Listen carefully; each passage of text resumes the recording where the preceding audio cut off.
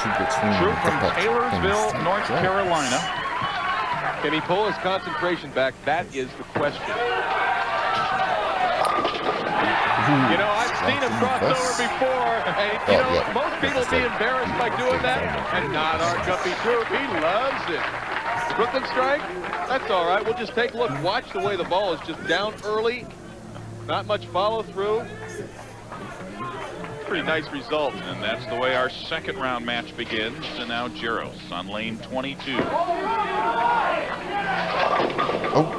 He split the last time a practice shot on lane 22. He threw the ball, came in high. Leaves the 2-pin.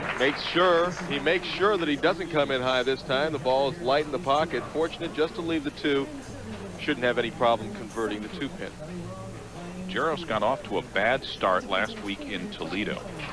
And he told me that it was a matter of deciding should he go home or should he work on his game. So he stayed 2 days after the national championship in Toledo and discovered that he had been trying to throw the ball just a little too hard, which is not his game.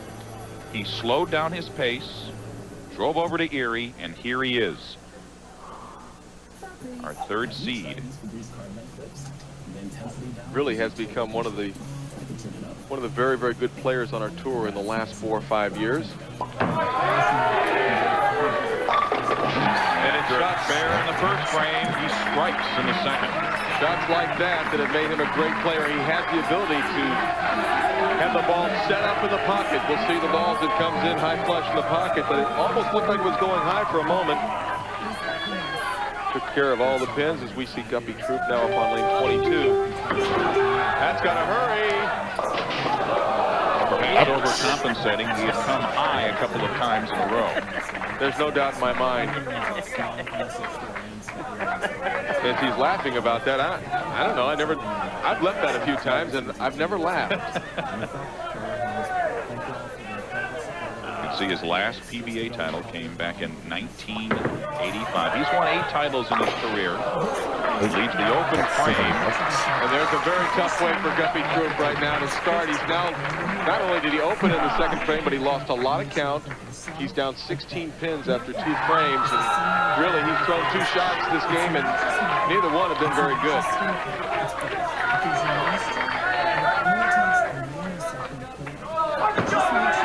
That's a better looking shot. And he got in the third. A strike for Troup.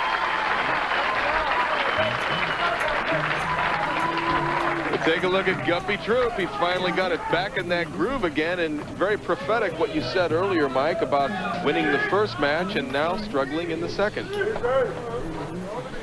That can't keep going forever, I would think. And Steve Jaros in the third. There's the 10-pin. Almost leaves the 7-10 on a very good shot on lane 22. Take a look at the ball coming right at you. Now hooking into the pocket. 5-pin gets the 7, but the 6 does not get the 10. One of Steve's other problems, he told me this year, was when he get into match play, he says he started getting too worried about his opponent. And really, in bowling, you can't do that. You have to worry about your own game. You just have to take care of yourself, and sometimes it's difficult to do. A lot of players don't even watch their opposition because they don't want to see them get a good break. For Steve Jaros, he needs to just take care of himself. He's got the talent to win out here. And in the fourth, he got the strike.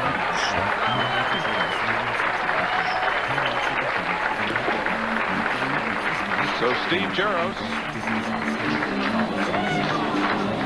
is up by 16 pins, but Guppy Troup will try to come back. Take a look at a couple other finishers. Tim Chris just missing, finishing 6th, and Tommy DeLutz. He was also up there fighting for that top 5. Dennis Horan finished in 8th place, and Ryan Schaefer from Elmira, New York, finished 9th. This is Guppy Troup in the 4th frame. Needs to put some pressure back on him. There you go, Guppy. That's what you want to see. And so after opening in the second, Guppy now trailing only by 6 pins with 2 straight strikes. Guppy knew this was an important shot, had to have it. Knocks the 6th pin out, and there's the reaction. He says, I'm still here, Steve. I'm Young still here. Actually bowling pretty good in 98. Made a couple top 24s, cashed in another one, only missed 1 week.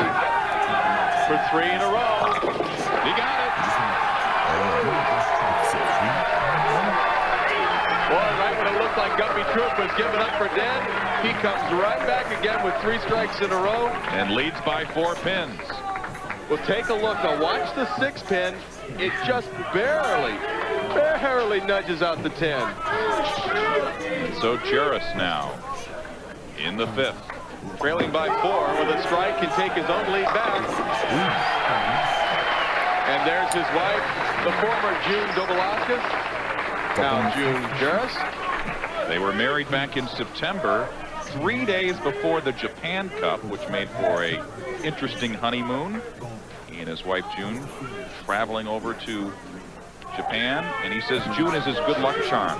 He's bowled much better since she's been traveling with him. Well, he better say that. But it's true. For 3 in a row of his own.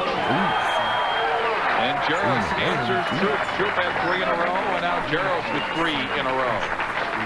Putting a little more pressure on Troup, down by 16. Here goes that same replay. 10 in the pit, and the people are yelling for Troup. They want to see him make the comeback again. Stroked the ball very, very nicely the last couple of frames. And I'm a little high again. It's over. Oh, boy. And he's laughing and saying, "It's Guppy. It's the 6th frame, Guppy." And the ball just cuts right through the heart. Same thing that Dave Arnold left on lane 21 the last game. The 4, 6, 7, 9, 10. 9, 10. No. And he gets 8 if he gets an unusual 8. And Guppy can open frame for Guppy Troup here in our 2nd round match. He's still smiling. He really is having a good time. I think his wife's a little concerned right now. Knows that things are in trouble. He's 35 pins down. Still has a possible 225 game if he could strike it out. And the strike in the 7th for Guppy Troup refuses to go away. Steve Jaros now up by 35. So Jaros now in the 7th frame. And a very important shot for Steve Jaros. Really has the opportunity to put Guppy Troup away. Can he do it with this shot? Just a little bit of life left for Guppy Troup. Right now, Steve Jaros working on a 219 pace. As I said earlier, Guppy Troup with a chance to shoot 225. We'll take a look. The head pin goes to the sideboard, does not quite get out of the channel to take out the 7 pin. Hard and straight, no problem with the 7 pin for Steve. Still in good shape, but he would have liked to have struck there and put another one in here and got this game over with early. Jaros has not won on television since 1993. Since then, I mean, he's appeared on television 9 times since 93, but he has not won on TV. He qualified 4th here last year. Oh, come on. You can hear him say, "Come on," as June approves. He knew that was a great shot off his hand. The bowlers can generally tell when they make a good shot. They know if that ball's close to the pocket or not. And now it certainly is must time for Guppy Troup. Just a matter of making shots for Guppy. He's been a little tentative. That's gone. Yeah, he didn't like that one. Well, Gup, He said it was over a couple of frames ago. And I guess he felt like he just didn't have it anymore. Lord. That's too bad. Look how close he comes. He almost throws this ball in the channel. It has no chance of hooking back. Not with Guppy Troup's fingers. He's a direct player. He's not going to hook it back hard. But he picks up the spare here in the 8th after leaving the 1, 2, 4, and 8. His real name, by the way, is John Douglas Troup. He got the name Guppy because he bowled on a team called the Guppies when he was 7 years old. He liked the name. He's been using it ever since. And his wife Sherry and son Kyle, they flew in today, and first thing Kyle did was ask his daddy for some quarters. He wanted to play some pinball machines. Sure. Get those video games, and Guppy said, not until I lose, son. Well, Kyle, you're going to be playing the video games any minute now. But I think his fate's already been sealed because Mr. Jaros is about to walk all over him. And so Steve Jaros, Still has, 34-pin lead. but still has work to do. Just has to fill frames. If he were to strike here, it would certainly be over. In the ninth, he got it. He's your winner. 33-year-old Steve Jaros from Bolingbrook, Illinois, has advanced to our third round match where he will meet Pete Weber. I just took a look down and saw his wife, June, and Steve threw that ball. He was very composed, and it was no big deal, and he knows he won the match. Boy, June she's happy. There she is. She is very, very pleased. She was worried about it. Wants to stay in stroke for the next match. And as we have talked about, it is so important. Now let's turn it up. Come on. Well, Guppy only has about another couple minutes of TV time. He wants to take full advantage. No, Guppy. I don't like that lane.